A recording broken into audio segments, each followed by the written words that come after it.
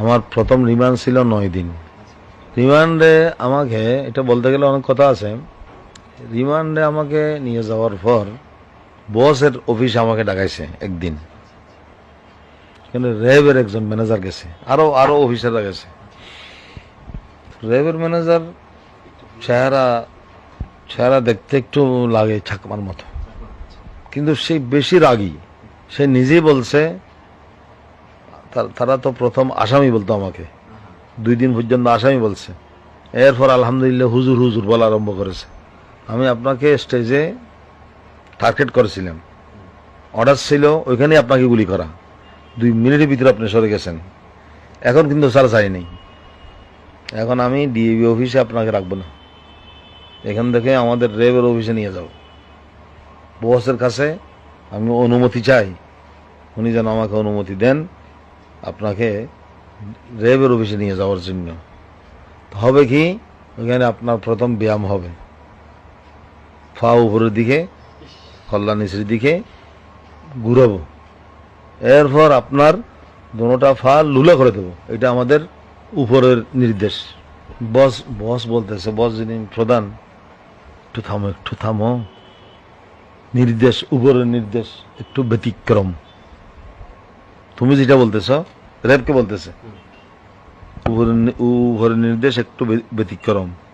এটা বলতেছে কে? বস এটাও বলছে এই আসামি আমার কাছে থাকবে, আমি তোমাকে দেবো না, এখানে থাকবে। আল্লাহর রহমত আর কি। র্যাব নিয়ে গেলে কিন্তু অবস্থা কিরকম হতো সেটা আল্লাহ তাআলা জানে। ওখানে আমার উপর একটা প্রেশার ছিল, ওটা কেটে গেছে। এরপর 2 জন অফিসার আমাকে এটা বলছে যে হুজুর আপনার উপর বেশি প্রেশার ছিল বামপন্থীদের, বামদের, শাহবাগীদের, কিন্তু আলহামদুলিল্লাহ এটা কেটে গেছে। এই প্রেশার হলো এটা, দুটা ফল লুলা করা আর এইভাবে ঘুরানো। তারপর থেকে অন্যান্য অফিসাররা আর কোনো সেরকম কিছু করে নাই, কিন্তু জিজ্ঞাসাবাদ করেছে, অনেক রকমের জিজ্ঞাসাবাদ। আফগানিস্তানের মোল্লা ওমরের সাথে আমার কয়েকবার বৈঠক হলো, খালেদা জিয়ার সাথে কয়েকবার বৈঠক, লেনদেনের সম্পর্ক কি, সব কিছুর জবাব দিছি আমি।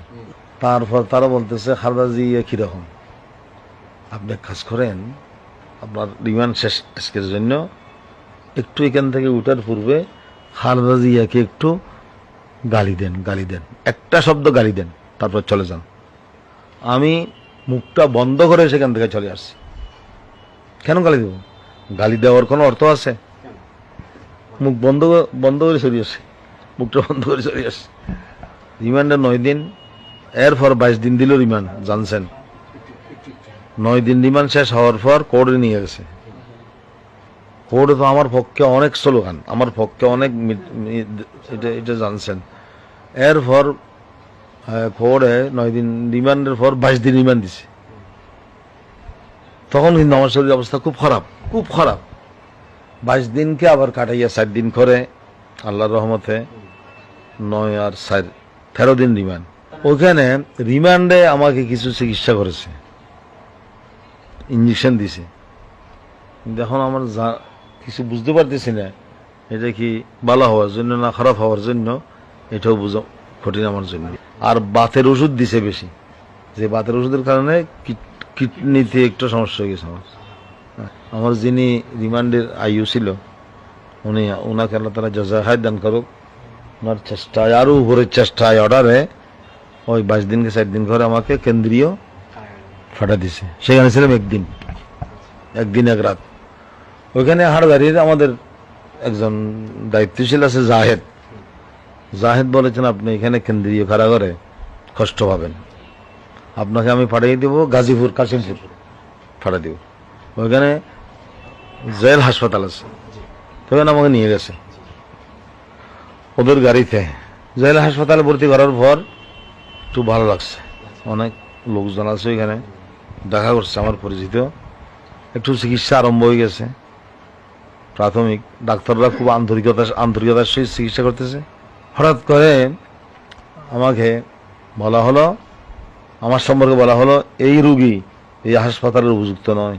আরে এই আসামি এই হাসপাতাল উপযুক্ত নয়, উপযুক্ত নয়, নামান নামান, এখন নামান। আমাকে আবার এখান থেকে নামাই নিছে। আমি আরেকটা হাসপাতালে নিয়ে গেছে, যেখানে সালাউদ্দিন কাদের চৌধুরী সহ আরো অন্যান্য ফাঁসির আসামিরাও আছে। ওইখানে 5 নম্বর রুমে আমাকে রাখছে 3 দিন। জেল হাসপাতাল থেকে ওইখানে নিয়ে গেছে, ওই জেলখানা নিয়ে গেছে যেখানে ওরা আছে। শুধু মতের সকরাতটা বাকি ছিল। এত কষ্ট পাঠিয়েছে আমি। এরপর জেল হাসপাতালের প্রধান খুব ভালো মানুষ, উনি বোর্ড বসাইছে, পরামর্শ করে ঠিক করছে এই রোগী যদি এখানে থাকে মারা যাবে। সরকারকে জানাইছে মারা যাবে। তখন সরকার থেকে অনুমতি নিয়ে 26শে মে আমাকে রাত্রে সরকারি গাড়িতে বারডেমে পাঠিয়ে দিচ্ছে। বারডেমে যাওয়ার পর এই চিকিৎসা আস্তে আস্তে আরম্ভ হয়ে গেছে আর কি। তারা আমাকে বলছে আপনাদের ডাকে 30-40 লক্ষ 50 লক্ষ মানুষ যে কিভাবে জমাইতে হলো, কত কোটি টাকা লাগছে এখানে। আমরা বললাম আপনাদের নিয়ম আর আমাদের নিয়ম বেশ কম আছে, আমরা কাউকে এখানে আসতে বলি নাই, মিডিয়া ছেড়ে দিয়েছি এরকম একটা ইমানি আন্দোলন হবে। সমস্ত মানুষ নিজের উদ্যোগে, নিজের খরচে, নিজের গাড়ি ভাড়া নিজের, খাবার নিজের নিয়ে খরচ করে আসছে নিজের ইমানি দায়িত্ব পালন করার জন্য। আমরা কাউকে আনার জন্য গাড়ি পাঠাই নাই, কোনো উদ্যোগ নিই। আমরা প্রচার করেছি, মানুষ এসে গেছে। এই হিসাবে ইনশাআল্লাহ এই ইমানি আন্দোলন চলতে থাকবে। একজন বড় গোয়েন্দা সংস্থা, গোয়েন্দার অফিসের নাম বলবো না, এখানে এসে আমার কাছে জিজ্ঞাসা করতেছে আবার যদি আপনারা ডাক দেন এরকম কি সমাবেশ হবে? আমি বললাম এর চাইতে আরো ডাবল হবে। বিএনপির সাথে জামাত শিবিরের সাথে আপনাদের লেনদেনের সম্পর্ক কি? বিএনপি এবং জামাত শিবির থেকে আপনাদের লেনদেন কিরকম হয়েছে? আমি বললাম আল্লাহর কসম 5টা টাকাও তার থেকে আমি গ্রহণ করি নাই, আমরা কোনো লেনদেন করি নাই। ওদের সাথে আমাদের লেনদেন কোনো সম্পর্ক নেই, সাংগঠনিক কোনো সম্পর্ক নেই। হ্যাঁ, টাকা পয়সার ব্যবস্থা, নিজের খরচ, নিজের খাবার। যে কোনো মুসলমান ধার্মিক এই হেফাজত ইসলামের সদস্য হেফাজত ইসলামের সাথে থাকতে পারবে। যে কোনো পার্টির যদি সে ধার্মিক হয়, মুসলমান হয়, রাসূলের উম্মত হয়, তাহলে হেফাজত ইসলামের সাথে থাকতে পারবে, কিন্তু কোনো দলীয় এজেন্ডা নিয়ে নয়, পার্টিগতভাবে নয়, রাজনৈতিকভাবে নয়, অরাজনৈতিকভাবে ইমানি আন্দোলন হিসাবে মুসলমান হিসাবে থাকতে পারবে। আমার জন্য যারা দোয়া করেছে, সগুলো অস্ত্র জারাইছে, রোজা রাখছেন, এটা আসলে তারা শুধু কেবল আমার জন্য করে নাই, এটা ইসলামের জন্য করছে, এটা ইসলামের উদ্দেশ্যে করছে। ইনশাআল্লাহ যে একটা সারা পড়ছে মানুষের ভিতরে, মানুষ শয়তান আর নফসের দুঃখের কারণে নামাজ না পড়তে পারে, হ্যাঁ, রোজা না রাখতে পারে, কিন্তু আল্লাহ এবং আল্লাহ রসুলের মহব্বত এই দেশের মুসলমানদের ভিতরে আছে।